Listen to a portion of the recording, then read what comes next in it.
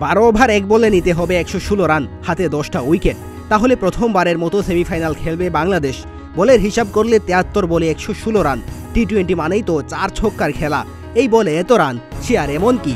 কিন্তু দলটা যখন বাংলাদেশ, তখন এই রানটাই তো অনেক, বলতে গেলে পাহাড় সম। সমীকরণ তো মেলাতে পারলই না। শেষ পর্যন্ত 9 রানে হেরে বসল নাজমুল হোসেন শান্তের দল। ফলে প্রথমবারের মতো রূপকথা লিখে সেমিফাইনালে আফগানিস্তান। দিনের শুরুতে টস জিতে ব্যাটিংয়ের সিদ্ধান্ত নেয় আফগানিস্তান। তাদের সিদ্ধান্ত যে মোটেও ভুল ছিল না, সেটার প্রমাণই দিলেন দুই আফগান ওপেনার রহমানুল্লাহ গুরবাজ এবং ইব্রাহিম জাদরান। ইনিংসের প্রথম 10 ওভারে বাংলাদেশের বোলাররা কোনো উইকেটই নিতে পারেননি। উইকেট না পড়লেও বাংলাদেশের বোলাররা খুব ভালোভাবে চাপে রেখেছিলেন তাদের। প্রথম 10 ওভারে তারা করতে পেরেছিলেন মাত্র 58 রান। 11তম ওভারে এসে প্রথম উইকেটের দেখা পায় বাংলাদেশ। রিশাদ হুসাইনের বলে তুলে মারতে গিয়ে তানজিম সাকিবের হাতে ধরা পড়েন ইব্রাহিম জাদরান। এরপর গুরবাজের সাথে জুটি বাঁধেন আজমতুল্লাহ ওমরজাই। 16তম ওভারে মুস্তাফিজের বলে লিটন দাসের হাতে ক্যাচ দিয়ে তিনি ফিরে গেলে এই জুটিও ভাঙে। এর পরের ওভারে বোলিংয়ে এসে আরেক ওপেনার গুরবাজকে ফেরান রিশাদ। এদিন পুরো 20 ওভার খেললেও খুব বেশি রান তুলতে পারেননি আফগানরা। 20 ওভারে 5 উইকেট হারিয়ে তারা বাংলাদেশকে 116 রানের টার্গেট দেয়।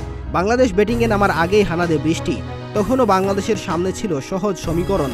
12.1 ওভারে জিততে পারলে সরাসরি খেলতে পারবে সেমিফাইনাল।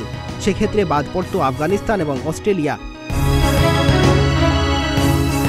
সমীকরণ মাথায় রেখে খেলতে নেমে শুরু থেকেই চলা হন লিটন। নাবিনুল হকের প্রথম ওভারে 1-4 এবং ছক্কায় 13 রান নেন তিনি। কিন্তু দ্বিতীয় ওভারেই ছন্দপতন। বিপরীত পাশে থাকা তানজিদ তামিম 0 রানে বিদায় নিলে রান তালায় কিছুটা ভাটা পড়ে। এরপর পরপর 2 বলে নাজমুল হোসেন শান্ত ও সাকিব আল হাসান ফিরে গেলে কার্যত ব্যাকফুটে চলে যায় বাংলাদেশ। এরপর থেকে নিয়মিত উইকেট হারিয়েছে বাংলাদেশ। নিজেকে হারিয়ে ফেলা লিটন এদিন এক পাশ আগলে রাখলেও অপর পাশে চলছিল আসা যাওয়ার মিছিল।